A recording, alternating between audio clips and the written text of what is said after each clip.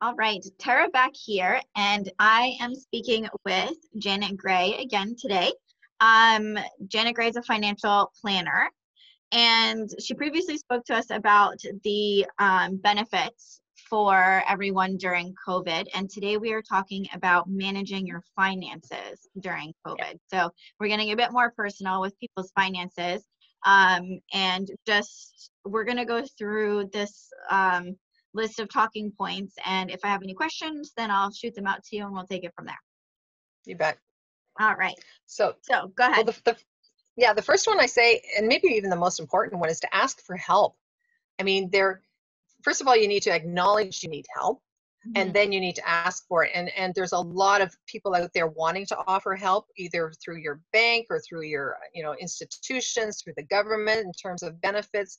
But you need to ask for help, and then purposely explore your options with them. So don't be afraid to ask. We're all in this together, as they say.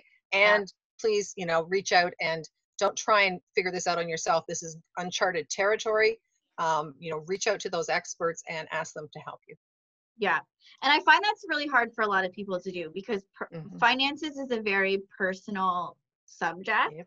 And so asking for help is very difficult for a lot of people. But I think what needs to be put out there is this as what you do day in and day out. So there's nothing that's going to surprise you about people's finances, no matter how, positive or negative they feel about it. And I think that that's really important for people to know that there's no judgment when it comes to presenting finances. Well, and I think under our own personal bubbles, right? We all think that this is the worst. I'm terrible at this. I'm that you're really self-judgmental. But when you talk to a professional, trust me, seen it all, seen worse. Yeah. So we're more in tune with let's try and fix this for you than we are trying to talk about what a bad person you are. Like, it's not about that at all. It's what can we do using our expertise to help you into a better situation. Yeah. And so the next one is don't panic. Yeah, I mean, there is a tendency to panic because we're all feeling stressed and worried, but I mean, this is a short-term interruption. Now, it's not a day short-term, it's potentially a few months short-term, but in the life of your income and the life of your finances and everything, it is kind of a blip. And it's a hard blip and it's a difficult blip. It's a very uncomfortable period, but don't panic because we will get through this. And, the government, I think, and I'm not a political expert, is doing a good job at making sure we have money to continue our lifestyles to the basic extent at least, trying to keep some businesses in play and some programs that will be coming afterwards. So don't panic, ask for help. Back to the first one. Yeah, that's what I was just going to say, circling back. So as a financial planner, let's say, for a lot of people, their financial circumstances are looking very different today than they were a month ago, 2 months ago. And are people able to, get your help in just planning for this period, like coming up with sort of an action plan to get through this and beyond? Is that something that you can help with? Sure, absolutely. As I mentioned in the previous clip, that I'm happy to speak to people. I'm setting aside 15-minute slots for people to contact me so I can either speak to them on the phone or I can answer their question in an email. And I've had people follow up on that. So I'm happy to do that. It's really just the long and short of it is, live for today, like manage your short-term expenses and then catch up with the long-term later, which is why they're allowing credit card deferrals, mortgage deferrals. They're kind of pushing off some of that so you have enough money to live in the now. And of course that will reduce some of your anxiety too. And if you can manage the now, then the later, will work out as well once things are normalized. Yeah, that makes sense. Okay, and so then the next one is credit. Yeah, you really want to try and minimize the amount of credit you're using right now, because the tendency is, okay, well, just because I don't have cash doesn't mean I can't go out and buy what I want to do, or spend money in ways that aren't really needed. They're wants, and of course, during this time we want things that make us feel good and comfortable and all that too. But don't go out and buy the big 85-inch TV right now. You know, Right. try and minimize your use of credit because we don't know what this is going to look like in the future. There's going to be some adjustments by all of us, and maybe you want to minimize, you know, what the credit implications might be. So I would say try and minimize your, not, it's not don't use your credit, it's just try and minimize the use of your credit. Yeah. Yeah. Because I can also see that too, right? People feeling, you know, the online shopping, all of that kind of stuff, Sure. sitting at home. So I can see how that could definitely run some people into some difficult situations in the long run. Well, and Um, that's kind of what that's kind of where we get our feel good moments, right? Is often, you know, I deserve this, yeah. so I'm going to purchase this. But, you know, the offset of that is, yes, maybe you deserve it in the moment and you have this temporary, you know, yay and happiness, but then it may cause you more stress down the road. So if you can try and manage that a little tighter, Yeah. then, you know, then you won't have to deal with the push. You know, you're just kind of kicking the anxiety down the road a little bit too. Yeah. Yeah. That's true. Okay. And so reduce debt. Yeah, so I mean that's a much longer term, right? Because right now, I mean, maybe we're not making payments on our debt, but the longer term wake up call, which is maybe what this whole, you know, virus has brought to us, is kind of try not to carry too much debt because we, you know, this hasn't happened before, but not to say that another situation similar to this, maybe not a virus induced one, but it could happen that, you know, job loss, illness in the family, you know, any of those things could throw your income into a chaos, which may not allow you to pay your debt, which of course causes more debt. So Right. the idea with debt is if you can reduce it from the start, like try not to create new debt, and then when you do have it, try and pay it off as quickly as you can so that you don't have that hanging over your head. And debt is, again, you were talking about kicking that can down the road.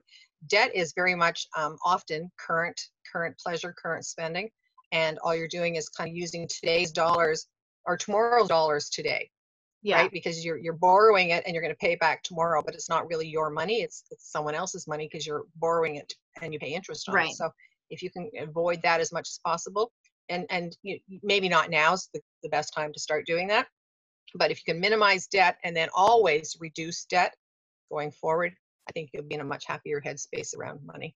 Yeah. Yeah. This is a good one. Needs versus wants, because I know that right now, even for me personally, you know, getting in that trap of like, do I need this or do I want this? Because it's very easy for us to convince ourselves that we absolutely Yeah. need whatever this is Hmm. right now. Yeah. Oh, we can rationalize anything. That's just the human Yeah. brain, right? Yeah. But it's very much about, you know, the government's giving you $2,000 and it's not wanting to, you know, encourage you to go, I don't know, what would you do? Go out for, well, you can't go out for a meal. What can you do with $2,000? Spend it online, right? They don't want you Yeah. to spend it online. They want you to pay your bills. They want you to pay your rent, you know, put food on the table, maybe pay some crucial utilities, keep your insurance payments, you know, things like that going. So now is not the time to pay for your wants. It's time to really focus on what is it I need: roof, food, you know, medicine, those kind of Yeah. things. The needs can wait until the income is stabilized again and this works out. So really focus on, you know, you're right. Do I need this or is this just a want? Yeah. And then, you know, sometimes you're giving up, okay, I can want it, but that means that, you know, we're having crackers for dinner. So Yeah. just, you know, make sure you're very aware of how you're spending your money. And it's always kind of like, you know, ask yourself that question when you're reaching for, you know, the remote or your mouse to click on something. Just say, do I really want that, or is it a need? Sorry, the Yeah. other way around. Do I really need it, or is it a want? Yeah. Yeah. Yeah. That makes sense. Um, so also, no large purchases. Yeah. Well, that's the thing. And that kind of goes back to the use of credit that you would, if you were making a large purchase now, you're likely putting it on credit and you may not have the income available to pay it back. So you're, you know, you may have some late payment charges, you may have to skip payments, you may have some, you know, so it's not a good time to be putting large purchases on your credit card. Yeah. Yeah. That makes a lot of sense. This one here. So start an emergency fund now. So I know that a lot of people are struggling right now because they either didn't have an emergency fund to begin with, Mm-hmm. or they were living beyond their means already, Yep. or debt was already, an issue. So starting an emergency fund now, Mm-hmm. is that something that people are actually able to do, or? Well, it's kind of a state of mind, I think. So if you want to start an emergency fund, I'm not saying you're going to put thousands of dollars into the emergency fund, but you've dug down in the couch and you found a toonie, start your emergency fund. If Right. you can, sell something on Kijiji while maybe you've got some time to do that, maybe that goes into your emergency fund. And just say, okay, you know what? I think in the first month, if I can put $20 into emergency fund, that's good. So it's Yeah. more about preparing a habit and an ongoing thing than it is trying to, the calculations tell me that I should have $30,000 in my emergency fund. Well, that's just like, that's never going to Yeah. happen. If you go at it, the elephant is too big. But Yeah. if you can say, I'd be happy to get 20 bucks in there this month, in even in light of all the, the chaos that we're in, if you can find $20 around the house by cashing in some kids' toys on eBay Yeah. or Kijiji or whatever, that's the starting point. So it's more about creating the frame of mind that, okay, now that, 6 weeks into this, we can appreciate that maybe we should have had some emergency money set aside. So let's start small, but let's be consistent going forward with that. Yeah. And I think that's a really good point. A lot of people think like, oh, start an emergency fund right now. Like, I can barely make ends meet or whatever. But like you said, it's about starting the habit and starting to shift the mindset around the emergency Yep. fund and around, Yep. taking those practices, so it's even like, forfeiting your cup of coffee Mm-hmm. for, once a week to put that aside, and Yep. those kinds of practices so that when money does return to a more stable state, or, you get your job back or whatever the case might be, then those habits are instilled to Yep. then, grow from there. Well, it's also to appreciate that small steps make a difference, right? Oh, So huge. even Yeah. if you only have a toonie in your emergency fund, you know what? That's $2 more than a lot of people have in theirs. So there's kind of that, right? It's baby steps, and you just maybe it's just set the intention, but continue forward with it. Yeah, that makes a lot of sense. Okay, and so review your investments is the next one on the list. Yeah, so if your stomach is going flip flop because the markets went down and your investments went down, and if you're just like totally bummed out by that, then maybe you need to go back and look at your investment, your allocation. Like maybe you actually had too much volatility in it for your risk anyway. Mm. So a lot of people, when times are good, people want to be where the money is, right? So Yeah. even if they were conservative, they say, yeah, but over here I can make a little bit more. So and it looks really good. It looks really good, so I'm going to continue, moving over there. And then when it goes bad, they're like, oh, I never should have been there. Well, that's the warning sign that you shouldn't have been there in the first place. You need a smoother ride. You don't need the up and down, you need the smooth. So it's a good time to review your investments. Don't focus so much on the number, because the number is going to change. It's already changed from when you probably got your last statement. Yeah. So just focus on how did you feel when you looked at that down, and then have conversations with your advisors and your investment people about what can I do to kind of not make any missteps now that the markets are down. I don't want to lose anything, but maybe I don't want to be in as volatile a situation as that when the markets come back. So it's a good time to review, not to physically move the money around, but to just at least be aware of how did it make you feel? Is it meeting your goals? And speak to your advisor about it. Yeah, that's good. Okay, and put non-essential bills on hold and speaking to creditors. So what does that mean, and like what are some steps that you can take to do that? Yeah, so again, that goes back to step number one, ask for help, right? So if you're owing a bill, maybe it's your cell phone bill, call your cell phone provider and say, look, I can only give you 20 bucks this month.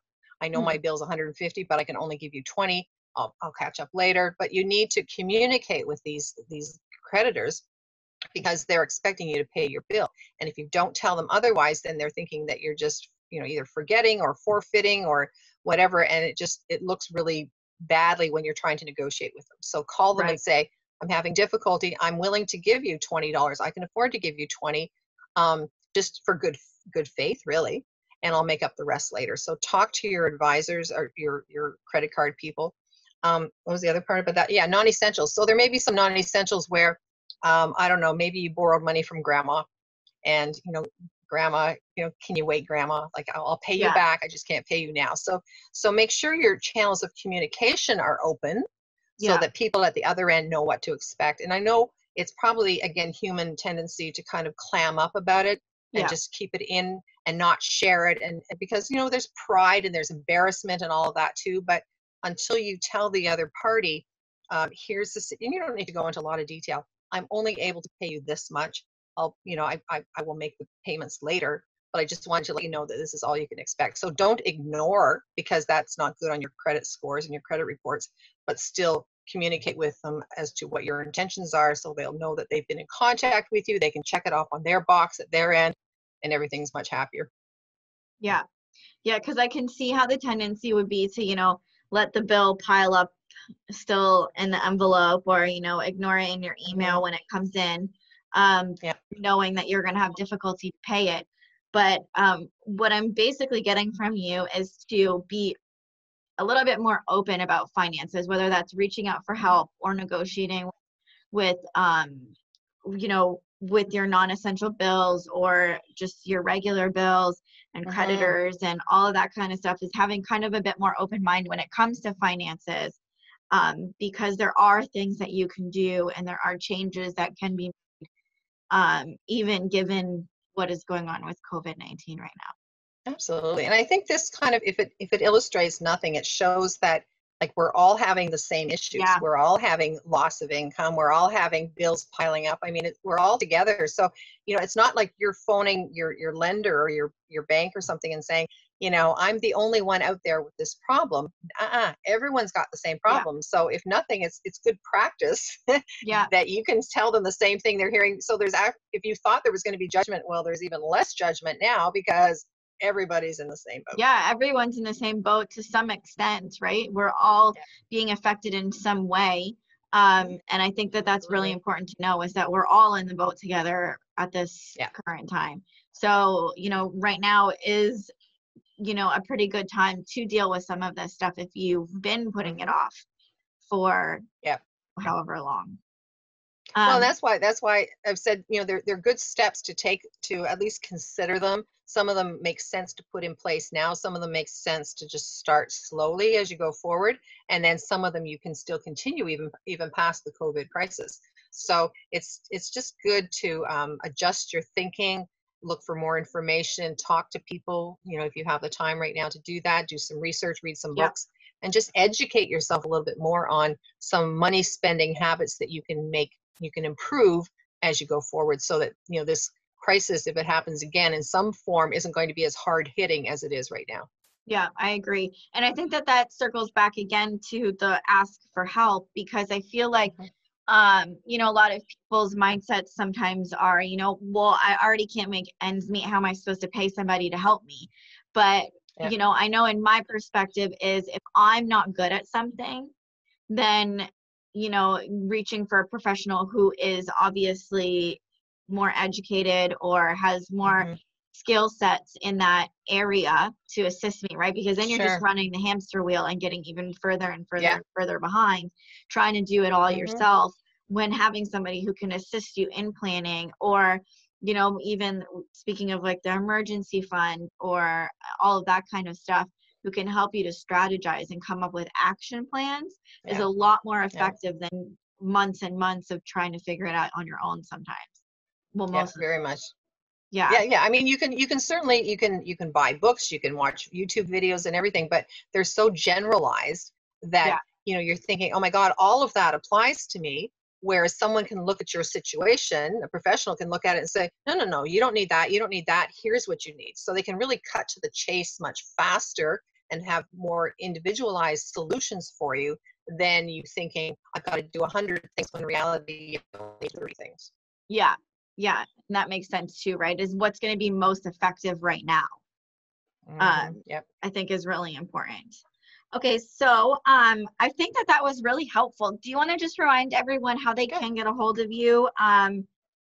and what the best way to reach you is in case, you know, they are looking to reach out for any type of assistance? Sure, yeah. The best way is probably by email. I know it seems kind of old-fashioned, but email. So it's Janet, Janet, at moneycoachescanada.ca. Um, and that's, we can set up a time to chat by phone or versus email or whatever, but I'm happy to talk and answer questions if I can and direct people to the right resources. Perfect. All right, Janet, thank you so much for doing this with me again, and I am Thank sure you. we will chat soon. Absolutely.